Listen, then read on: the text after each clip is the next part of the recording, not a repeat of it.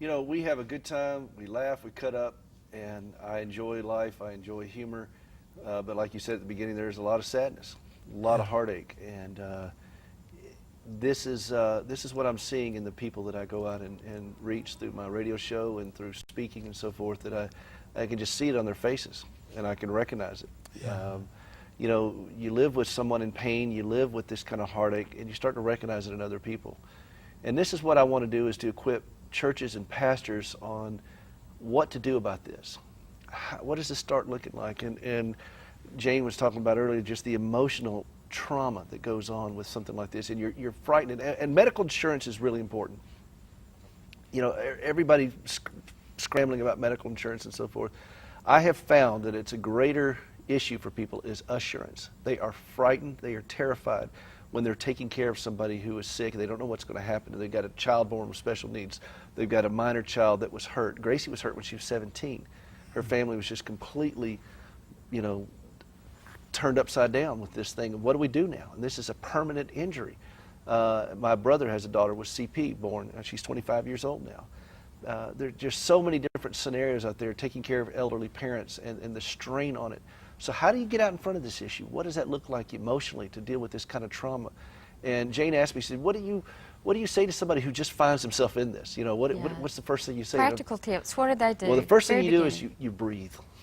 You just breathe. You just take a deep breath and realize, look down at your hands. And if you don't see nail prints, this ain't yours to fix. This is not yours to fix. God does not need you in management. We have a Savior. I'm not Him. Gracie has a Savior. I'm not Him.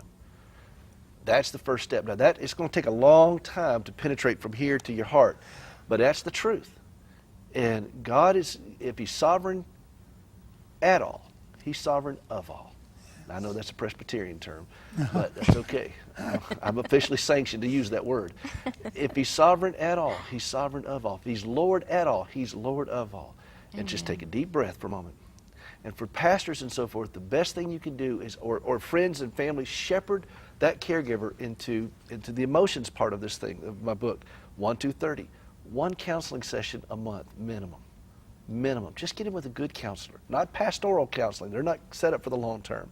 That's fine for short term. They need to transition to a professional person who can just help them lay it all on the table and process what's going on.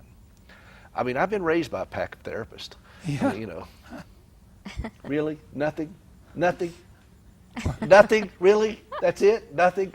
Where's our clap machine? Golly. I mean, this is my best stuff out here. It's just sad. But get into one good counseling session a month, minimum. 2 support groups a month, at least. Yes, Amy, I think support groups are great. Wonderful, and for everything. I mean, if you're dealing with cerebral palsy with the family, if you're dealing with the traumatic brain injury program, if you're dealing with elder care, Alzheimer's, whatever, they're out there everywhere. Yeah. Get into one and just start connecting with people who are down the same path, so you speak the same language with you, and you draw strength from listening to their stories. You draw strength from listening to their failures. It's all about just learning to draw strength from appropriate sources. And then 30 days in church a year. Why that? Because, well, you can't go every Sunday if you're a caregiver. My show comes on Sunday mornings at 9 o'clock. People said, at my church said, well, why do you do that? We can't listen. I'm not doing it for you. I'm doing it for those caregivers who can't get out. Because caregivers suffer from the 3 I's. They lose their independence. They become isolated, and they lose their identity.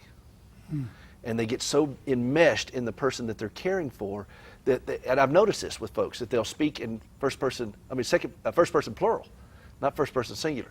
So I said, a friend of mine the other day whose wife had cancer, I said, how are you doing? Well, we just got home from the hospital, we're doing okay, and our situation is this and that, this, we.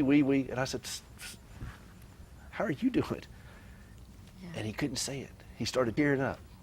He didn't have the tools to be able to say, I hurt, I am scared. And he started stammering over the words. So what I want to do is help give my fellow caregivers the tools they could say, you know what, I hurt, man, I am scared. And they feel guilty if they say I hurt. But let me tell you something, my wife doesn't have any feet. She has 2 artificial legs. She's in a wheelchair or she has artificial legs. If she drops glass or something sharp on the rug, and sometimes, I feel like Bruce Willis in Die Hard running across a room full of glass here, and I'm just like,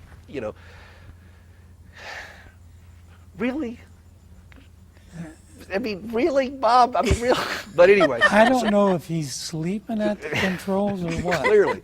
So, you know, if I cut myself on my foot, I should not feel guilty saying I've cut myself and I need to address this wound. Because if I try to just suck it up and tough it out because my wife doesn't have any feet, therefore I'm not qualified to say, or I'm not, you know, I don't have permission to talk about my own hurts, that's going to get infected and it's going to get worse and it's going to compromise my ability to bring my A game to caring for her. And how's that going to help her? Yeah, that's right. So I've got to deal with my own wounds, which are very real, not the same as hers, but they're very real. And that's what I want to tell caregivers. It's okay to say, I hurt, I'm scared, I don't know what to do, I'm frightened. All these things, and then deal with it in appropriate, healthy manners, because if you don't, you're going to deal with it in a destructive manner. Yeah.